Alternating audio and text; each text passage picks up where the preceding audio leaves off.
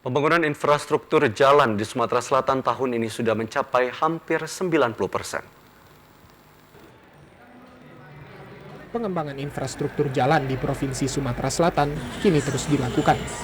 Selain pembangunan jembatan dan jalan lintas provinsi, dalam penyelenggaraan Pekan Sriwijaya Expo, Kepala Dinas PUPR Bina Marga Dharma Budi juga tengah melakukan pembangunan jalan ruas baru kabupaten, yakni Kabupaten Pali ke Kabupaten Musirawas. Sehingga dengan jalan lintas tersebut, waktu tempuh hanya selama 2 jam. Sudah hampir 90% kondisi jalan mantap.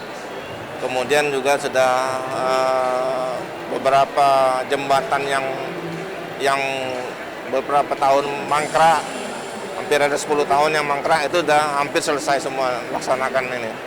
Secara kuantitatif, penanganan infrastruktur jalan sudah hampir selesai. Tinggal PR yang kami hadapi sekarang ini adalah membuka jalan-jalan ruas baru. Contohnya yang ditugaskan kami mulai 2021 ini adalah menghubungkan Kabupaten Pali menuju Musirawas. Saat ini, perbaikan infrastruktur jalan dan jembatan sudah mencapai 90%, dengan target 95% di tahun 2021 untuk Kabupaten se-Sumatera Selatan. Andi Gunawan, TVRI Sumsel melaporkan.